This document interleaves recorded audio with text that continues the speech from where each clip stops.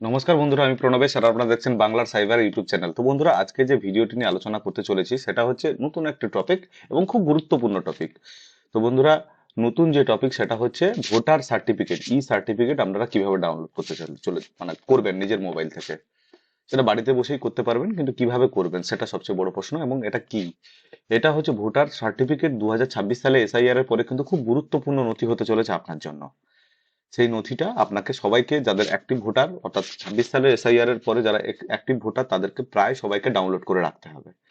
তো কিভাবে করবেন সেটা আজকের এই ভিডিওতে সম্পূর্ণ দেখাবো। তার আগে বলে দিই বন্ধুরা, এর আগে আমি দুটো ভিডিও বানিয়েছি ভোটার সম্বন্ধীয়। সেটা হচ্ছে এক, ভোটার কার্ড কিভাবে আপনারা ডিজিটাল ভোটার কার্ড আবেদন করবেন একদম সম্পূর্ণ ফ্রিতে বাড়িতে বসে। তার লিঙ্ক, আমি ভিডিওর লিঙ্ক আমি ডিসক্রিপশনে দিয়ে দেবো, এবং সঙ্গে আরেকটি লিঙ্ক দিয়ে দেবো যে ভোটার কার্ডে মোবাইল নাম্বার আপনি 2 মিনিটে বাড়িতে বসে কিভাবে করবেন, তার লিঙ্কটাও আমি ডিসক্রিপশনে দিয়ে দেবো। অবশ্যই এই ভিডিওটা দেখার পরে ওই দুটো ভিডিও খুব গুরুত্বপূর্ণ, দেখে নেবেন। তো চলুন, ভোটার কার্ডে ভোটার যে সার্টিফিকেট, ই সার্টিফিকেট, সেটা কিভাবে ডাউনলোড করব সেটা আমরা দেখবো। তো ভিডিওতে যাওয়ার আগে সবাইকে একটাই রিকোয়েস্ট করব, যারা যারা নতুন সাবস্ক্রাইবার আছেন এখনো পর্যন্ত আমাকে, অর্থাৎ নতুন ভিউয়ার্স আছেন আমাকে এখনো সাবস্ক্রাইব করেননি, প্লিজ প্লিজ সাবস্ক্রাইব করবেন আমাকে। এবং ভিডিওটি যদি আপনার একটু কাজে লেগেছে বলে মনে হয় বা ইনফরমেটিভ বলে মনে হয়, তাহলে অবশ্যই আমাকে লাইক দেবেন, লাইক করবেন, এবং ভিডিওটি বন্ধুদের সঙ্গে শেয়ার করে সবাইকে জানিয়ে দেবেন।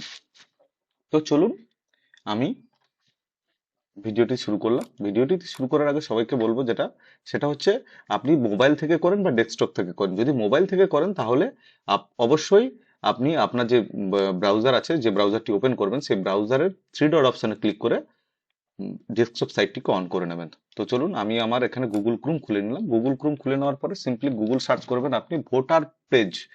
এই যে লেখাটা আছে আমি ডেসক্রিপশনে দিয়ে দেবো, এই লেখাটা আপনাদের সার্চ করতে হবে। সার্চ করার পরে এখানে দেখবেন প্রথম যে ওয়েবসাইটটি আসবে সেই ওয়েবসাইটটিতে ক্লিক করবেন। ক্লিক করার পরে কিন্তু আপনাকে এখানে আপনার ডেজিগনেশন টাইটেল কিন্তু সিলেকশন করতে বলবে। তার আগে বলে দিই, এটা কিন্তু নির্বাচন কমিশনেরই একটা ওয়েবসাইট। নির্বাচন কমিশনের, এখানে দেখতে পাচ্ছেন copyright election commission of India. এবং এখানে থেকে কিন্তু প্লেস সার্টিফিকেট অলরেডি ডাউনলোড করেছে, মানে ই সার্টিফিকেট অলরেডি ডাউনলোড করে নিয়েছেন এত পরিমাণ লোক। এখানে আপনাকে নিজের সার্টিফিকেটটাও ডাউনলোড করতে হবে। তো এখানে আমরা আপনার যেটার যা সাফিক্স আছে সেটা ডাউনলোড করে নেবেন, অর্থাৎ সিলেক্ট করবেন। ধরুন মিস্টার, মিসেস, এটা আছে শ্রীমতী, যা আছে ডক্টর, যাক আমার যেহেতু মিস্টার হবে তো আমি মিস্টার লিখবো। এবং এখানে যা আপনার নাম আছে সেই নামটা কিন্তু আপনাকে বসিয়ে দিতে হবে, লিখে দিতে হবে। তারপর নিচে থাকা ক্যাপচা কোডটি আপনাকে সঠিকভাবে ফিল আপ করতে হবে। যদি ক্যাপচা কোডটি বুঝতে অসুবিধা হয়, পাশে রিলোড আছে, নতুন ক্যাপচার জন্য আবেদন করতে পারেন, মানে রিলোড করতে পারেন।